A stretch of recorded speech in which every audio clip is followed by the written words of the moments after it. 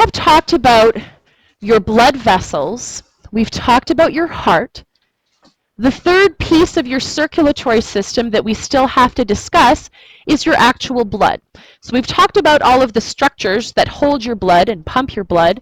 Now we have to talk about your blood specifically. Now this isn't the first time that we would have talked about your blood, because your blood is there to transport things. It's been involved in lots of other units as well. So that you recall, your blood is made up approximately of 55% plasma. So a little bit more than half your blood is plasma. And the other part is cells. Now in this section about cells, and I showed you a picture of a test tube way back at the beginning of this chapter, but in the section that are cells, about 1% are white blood cells, and the other 44% are red blood cells. So if I were to look at your blood in a test tube and let it settle, I would see at the bottom a layer of red blood cells, a little skinny white layer of white blood cells, and then a clear liquidy looking layer that's plasma. Now, so you remember what plasma is, we mentioned this fairly specifically in the unit on your kidneys. Your plasma is mostly water. Like 90-something% of your plasma is water. But the plasma part of your blood has things that are dissolved. Nutrients, wastes, gases, hormones, and other types of proteins. So there are a bunch of things that can be dissolved in the water part of your blood. And that is how your blood transports things around your body. Now our focus today is red blood cells. And they have a fancy science name, erythro and cyte. Now, anytime you see cyte, C-Y-T-E-S, or just C-Y-T-E, at the end of a word, it means cell. And you'll see this frequently in this section. I'll show you the names of a bunch of types of blood cells, and you'll see that they're all called something cyte. An erythrocyte literally means a cell that is red. So it comes from two Greek words that means red and cell.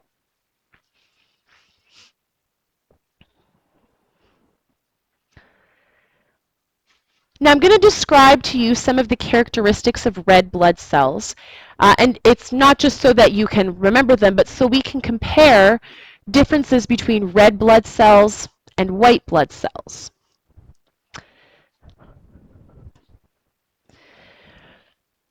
So red blood cells are formed in your bone marrow. Now, in case you were not sure what this is, your bone marrow is in the center of your bones. You may have heard of people getting bone marrow transplants. This would be the reason.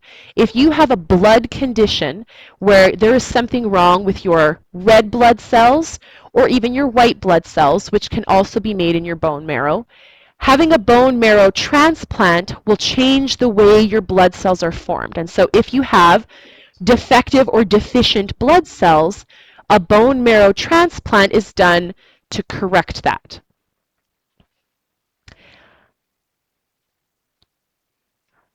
Now, red blood cells are different than a lot of other cells because they don't have a nucleus. And you might say, what? That means they're not a cell.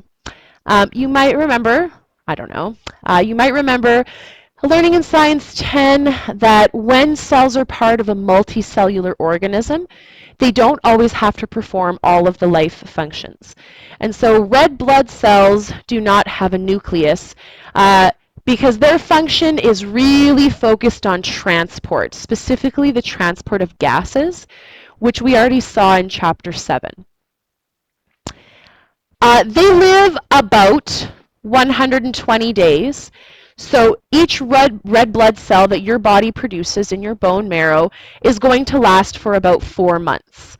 After that, It will die, it will be broken down, and your bone marrow will have to produce new red blood cells to replace it. Now, when your red blood cell is broken down, it happens in your spleen and also in your liver. You could live without your spleen. You could not live without your liver. Your liver does a lot of other things as well. But when your red blood cells are broken down, you'll see that one of the reasons that things have color is because of the products of red blood cells. So I'm just going to mention a little link here to bile. Bile is kind of a gross, greeny, yellowish color. And one of the pigments that your liver uses to make bile is a piece of a broken down red blood cell. It's not the whole entire thing, but there's a little link there in that when your red blood cells are broken down, one of the pigments that's left over is used to make bile.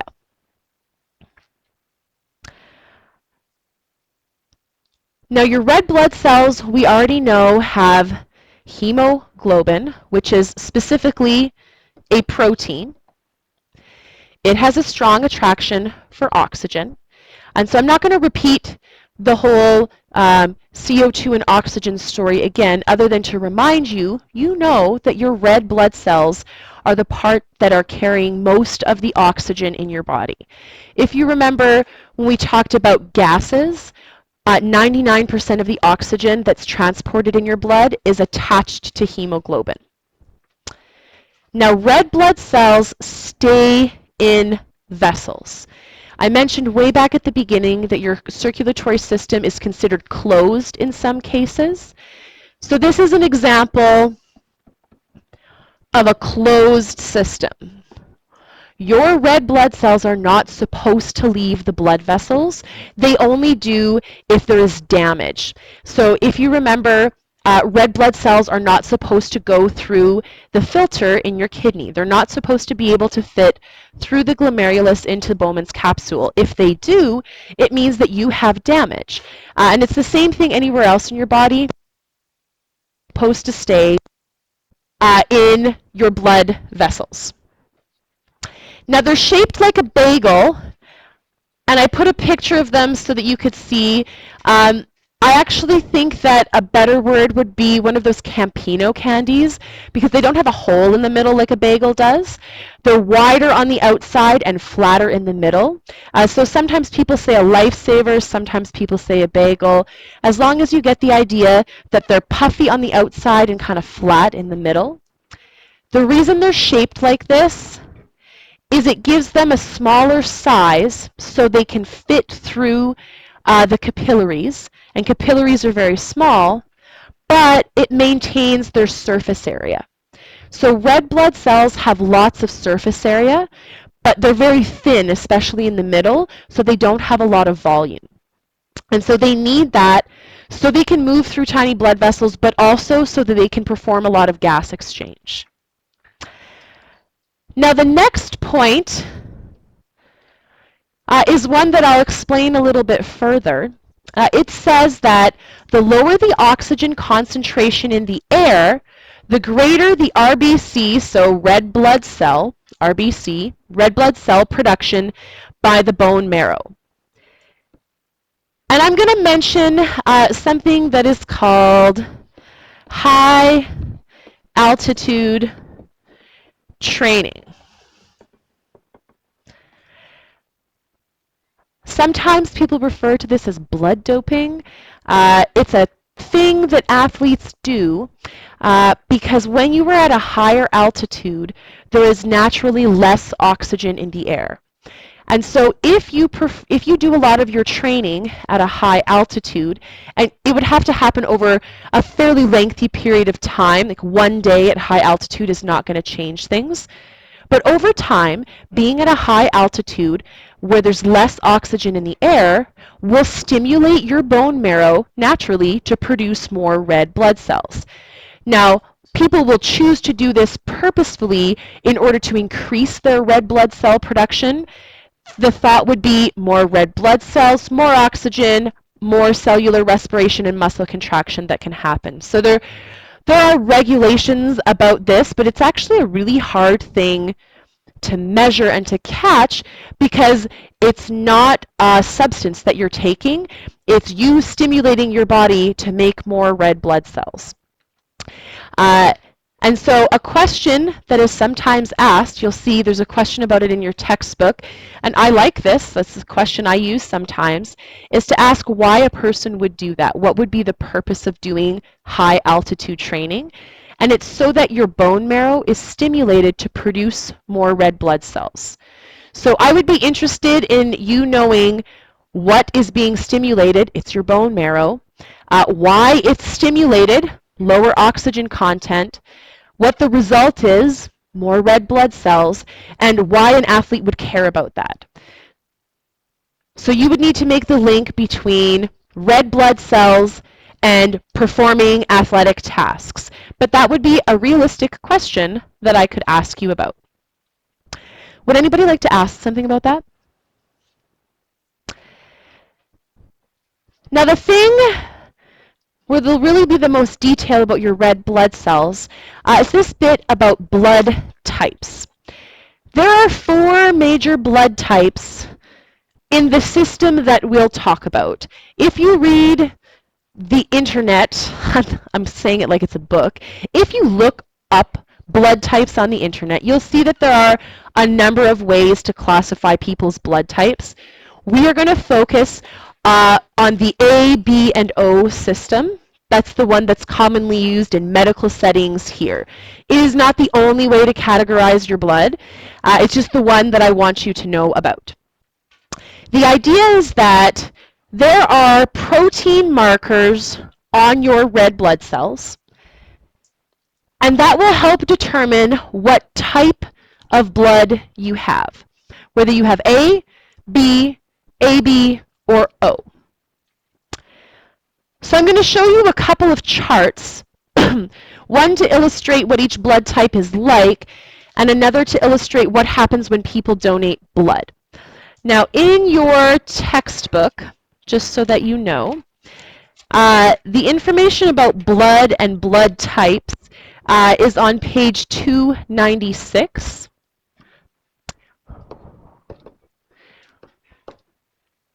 So this table that I'm showing here that talks about blood types and antigens and antibodies, this is table 8.4 in your textbook on page 296. Now here's what it's showing you. It is showing you for each type of blood which antigen.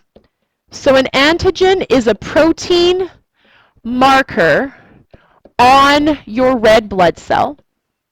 So which antigen you have and which antibody would be in your plasma. Now an antibody is another type of protein. Antibodies we'll discuss a bit further later on, but basically they are proteins that are involved with your immune system. They're there to attack foreign particles. And so your blood is prepared to attack other blood types that are not the same as it. So, if you have type A blood, you have A antigens. So I want you to see the link between your blood type and the antigen that is in your that are on your red blood cells. Your type and your antigen are the same. So if you're type A, you have A antigens. If you're type B, you have B antigens. If you are type AB, you have both of them. Now, if you are type O, which is actually the most common blood type, you do not have an antigen on your red blood cell. So O in this case kind of should be more like a 0. That's what we're trying to get at. There are no antigens on the red blood cells. Now, curiously enough, O is the recessive allele in this situation. So if we're talking genetics, Usually the recessive one is not the most frequent one. This is a scenario where even though it's the recessive allele, it's still the most frequent blood type in the population. So that is why they are always on the radio and on TV asking for O blood, because it's the kind that most people have. Now when we talk about antibodies, think about the word anti and body. It is going against what you have in your body, so it's the opposite. Antibodies will always be the opposite letter from the type of antigen you have. If you have type A blood, you will have B antibodies. Sometimes we say anti-B so that it's clear whether we're talking about an antigen or the antibody that goes against it. If you have type B blood, you have anti-A or A antibodies. Now, if you have type AB blood, you have neither. And that's important. Type AB blood does not have antibodies. That means that it will not attack other blood types if they're mixed with it. Now, type O has both A and B antibodies, so it has anti-A and anti-B. Does anyone have any questions about how this is set up here? They'd like to ask. Yes.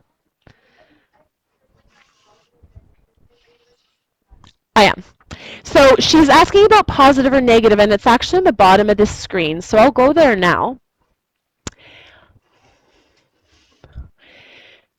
Now, in addition to A, B, and O, which are the antigens that you can find on your red blood cells, you could also have an RH group.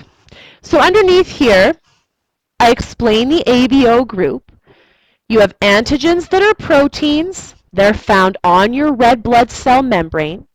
You can have A or B or both. You can also have neither. If you have the absence of both of them, it means you have type O blood. So that little sentence is just explaining the section about antigens at the top.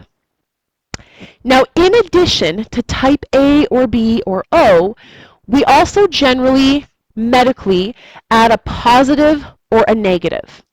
So every blood type, AB, and O, can all be positive or negative.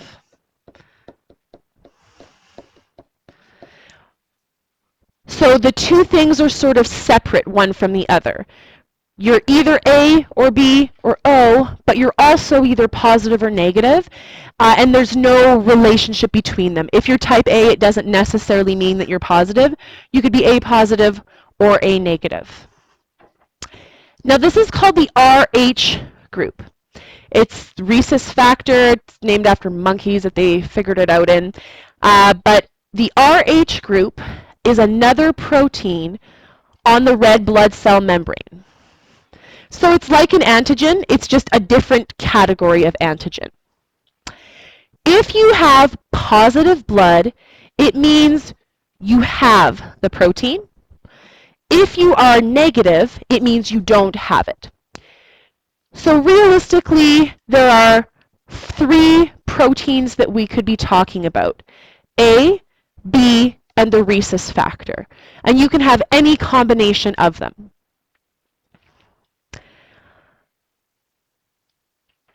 Now, does anyone want to ask anything about blood type so far? Yes.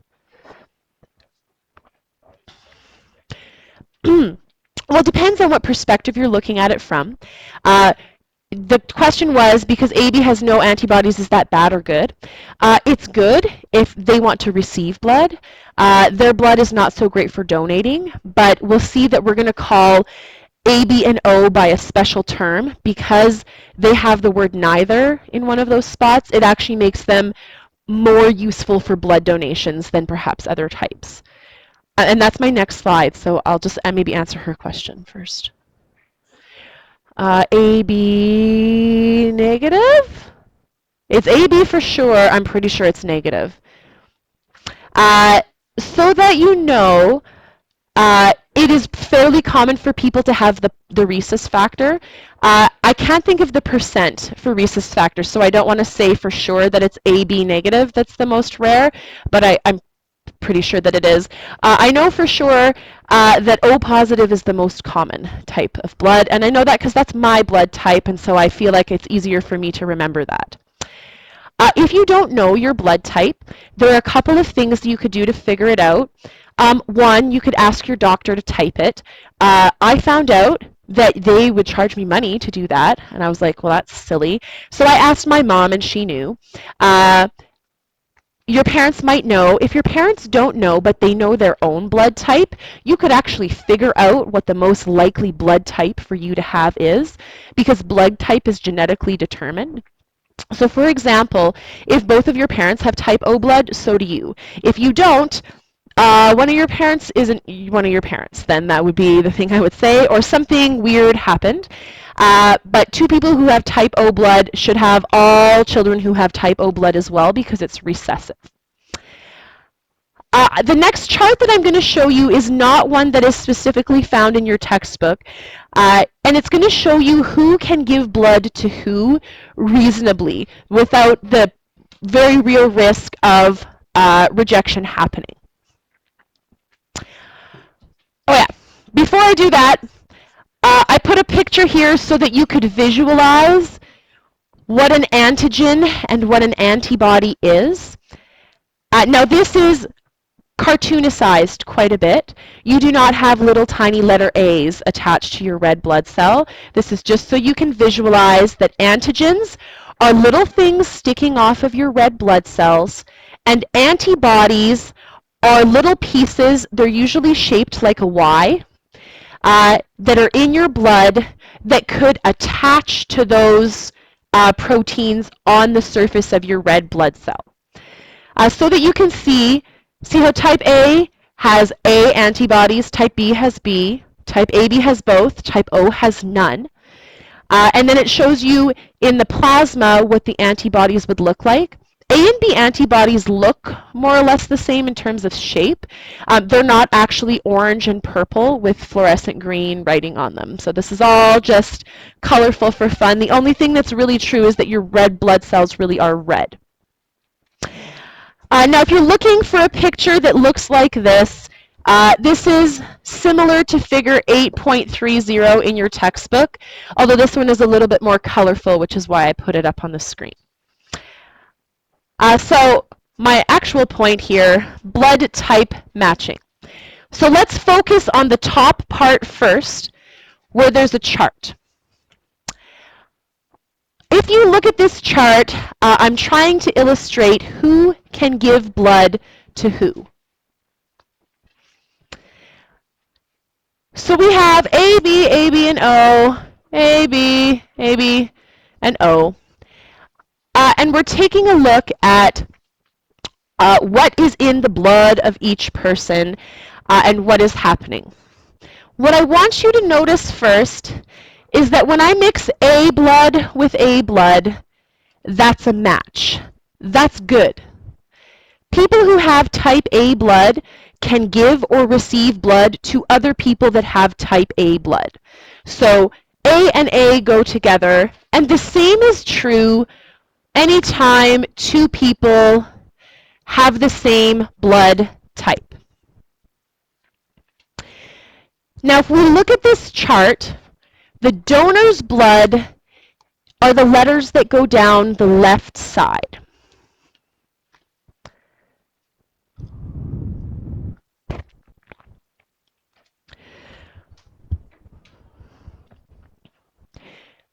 So we're imagining in the first row that a person with type A blood is donating their blood.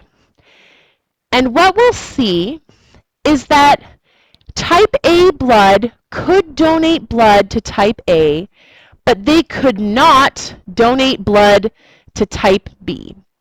The word that's written there is agglutinate, and it's what happens when two blood types that are not the same are mixed together. Agglutination is when the antibodies react with the antigens on a blood cell. So if you put together B antigens and B antibodies, they're going to react. Agglutination really means that there is a clump. And if your blood starts clumping, it is not going to flow. You are not going to transport oxygen effectively.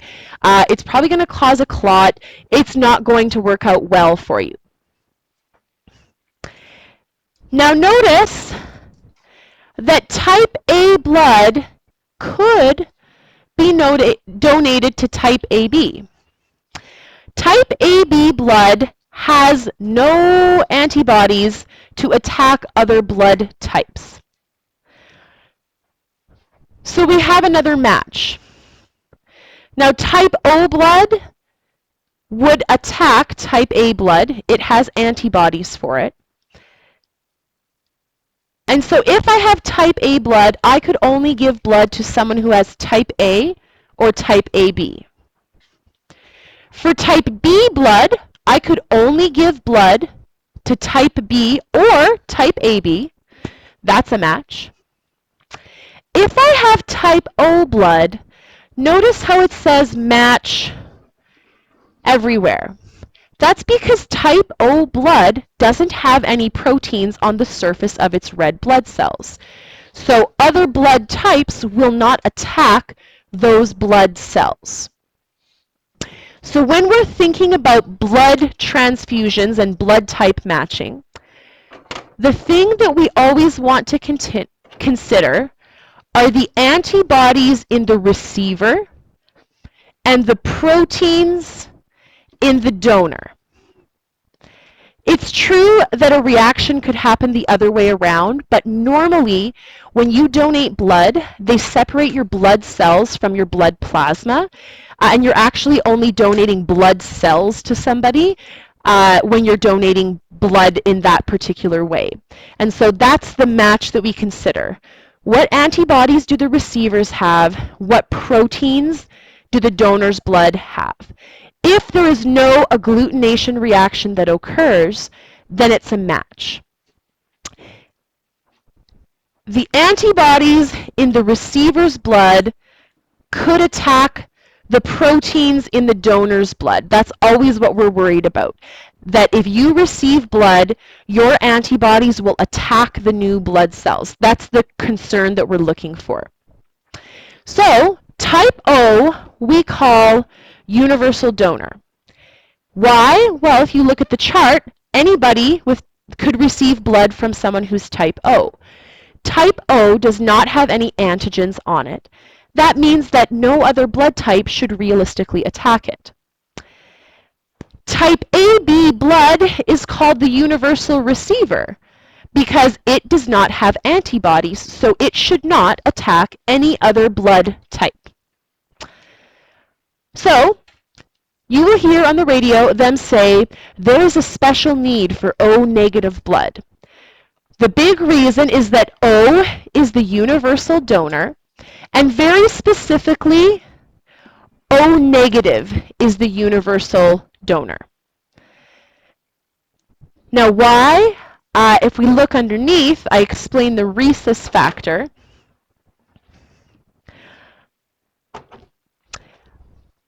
But the Rh factor, so the positive or negative, is just another protein or another antigen. If you have the protein, you are Rh positive. If you are Rh positive, you don't produce antibodies to the Rh factor. If you do not have the protein, then you do produce antibodies against the Rh factor.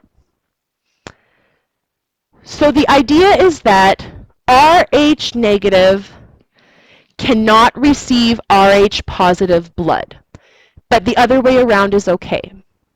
And the reason is, if you are Rh positive, you have a protein on your blood cell that could get attacked.